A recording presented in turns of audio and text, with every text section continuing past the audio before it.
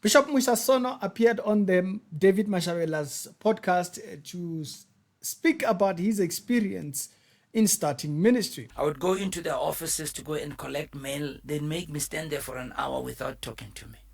Sure. I learned that people can confess Christ and behave differently. Very, very deep story.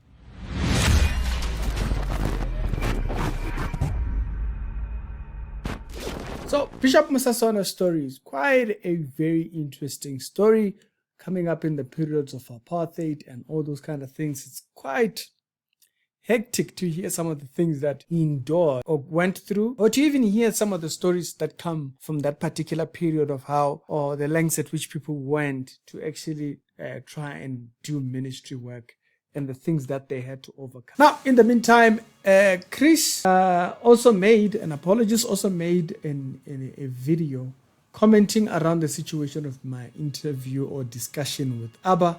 That video will be down in the pinned comments, so check the pinned comments when you're done watching this video. Go check him out. Really great video. You know, your dress code. Yeah. How you do. So you if you have people leading in the church, train them specifically. If they're ushering, syllabus. We got people who are cabin attendants. What? Yes. To come No and way. teach us. I'm telling you. So they do it right. Yeah. Look, David, put the standard up there. Listen, people can go to any standard. I've proved it. People can go. Now imagine when you are 15 years old, David. You are 17 years old. You are taught to be on time, to have excellence, to have good morals. Do you know what happens to you when you're in your 20s, in your 30s, when you become the CEO of a company? You take that with you. That's true. And this is where sometimes when I argue with politicians, they say, Isonto, how is it changing society? Kiri, well, you guys, you're talking about us serving soup at the corner. Nina nukolobanga ngama soup kitchen. You're not talking about impacting the lives of people. Because I can tell you, we've been there 42 years. I can show you people who, when they came, they were in one state.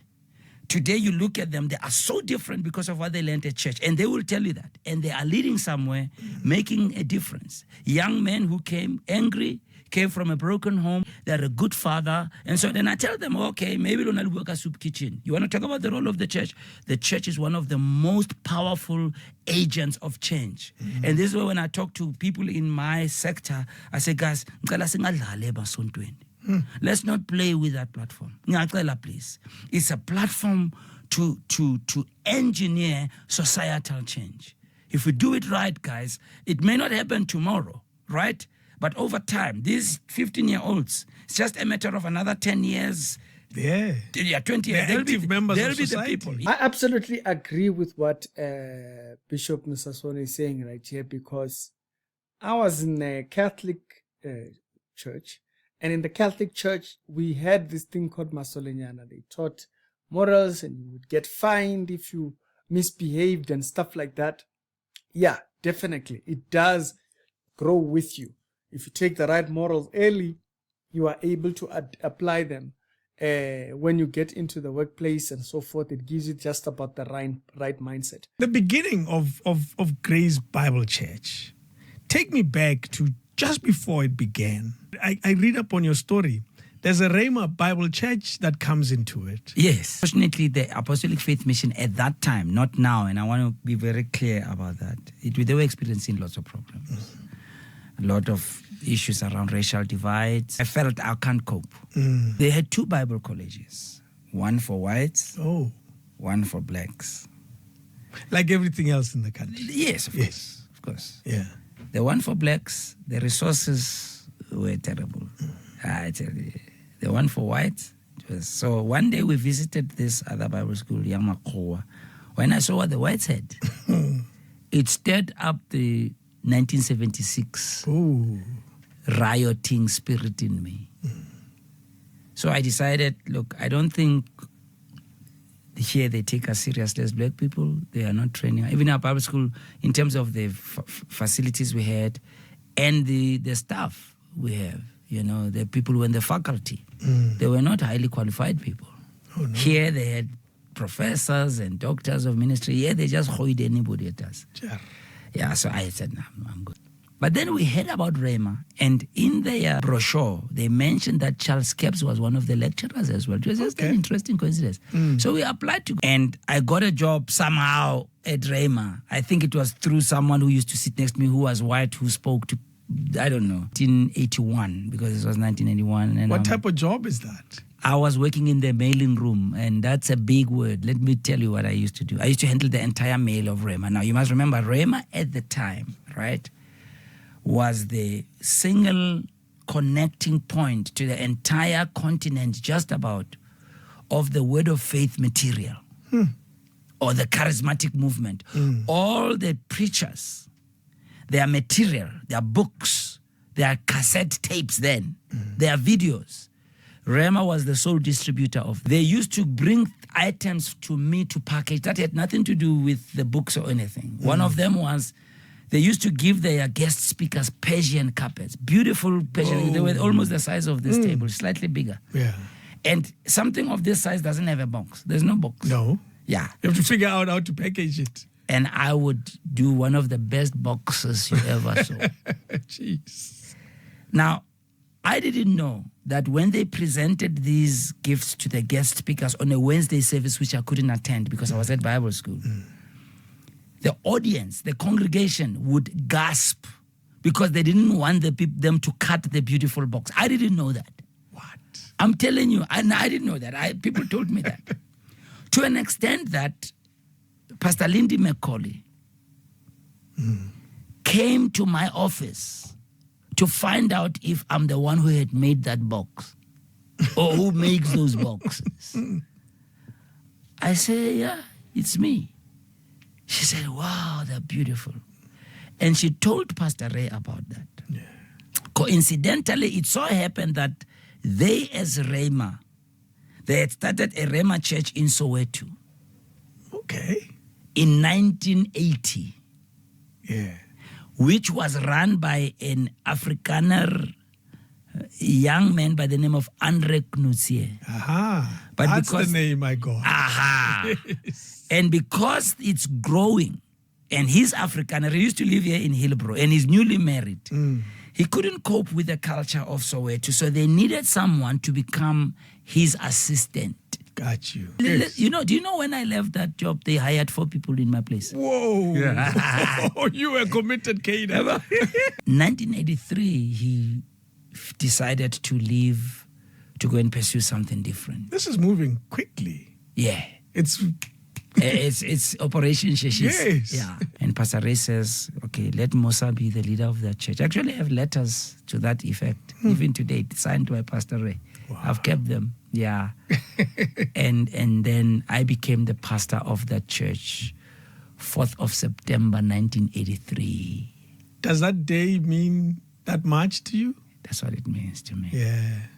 We used the venue, but then we lost that venue. On the 3rd, that we could only use it for 2 Sundays in a row. 3rd Sunday, we had to find an alternative place. What was the reason? I found out later is that this one of the people who was very influential was expecting to be the pastor of that church. Oh, no.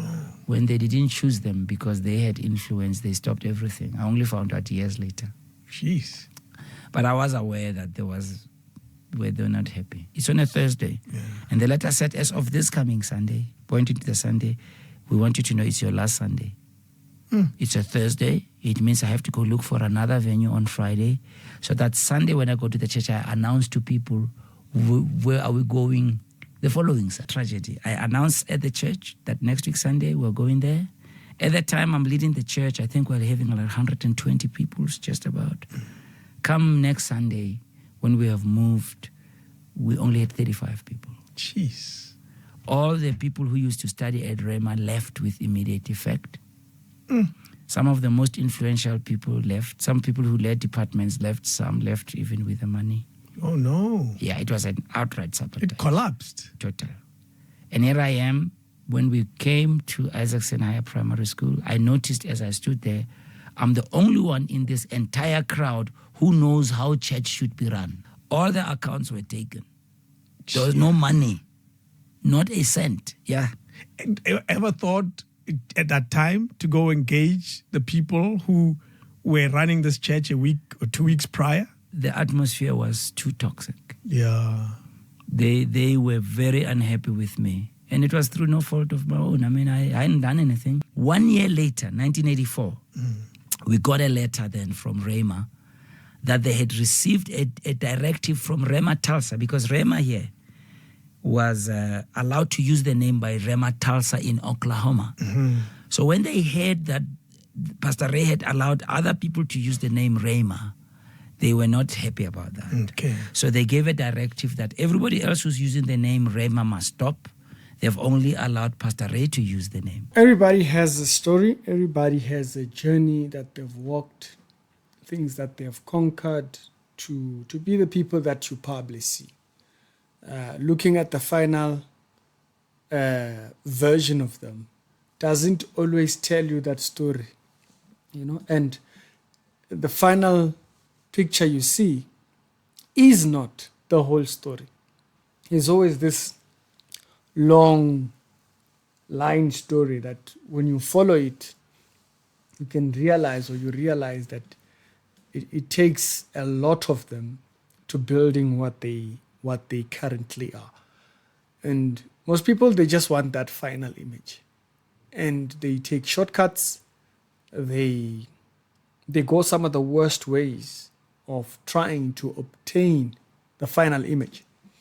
But the process is what builds the final picture. There are people that they can't wait for a miracle. They can't wait for... Process does not register to them. Process is what makes the final image. No experience makes you less weighty to lead. It's the experience that creates that type of a leader and so forth. So I thought his testimony is quite very unique. Sabotaged at all levels, people left. Even the church members, not just the people that were in positions. The church members, we are moving from here, we are going here. We don't have a place, we can't afford this one. Poof, they are not coming back. The comfort of the church is left, so we are not doing that. They dip, and over time, that is what creates a version of service that people, when you see false pastors, it's the things that they submitted themselves to and refuse to either grow from. That's what creates false pastors. That's what creates charlatans. It's not wanting to go through the difficulty. They'd rather go get some juju to subjugate people and whatnot. There's the discipline you hear him talk about. There is the excellency that you see him speak about, service, what kind of service, the level of standard, the treatment of people, people ignoring him in his work and treating him as if he's not even there, But that's what creates that final. But because people nowadays, they want the shortcut. They want to just wake up tomorrow and it's done. That's not real. That's not realistic. It's not Hollywood. It's not Hollywood. Y'all can go check out the interview. I will leave it down in the description below. Chris also made a video. I will leave that video as well in the pinned comment. So check it out. That he made concerning the discussion with Abba that I had. Y'all go check that one out. It's Ricky, and I'll see you later.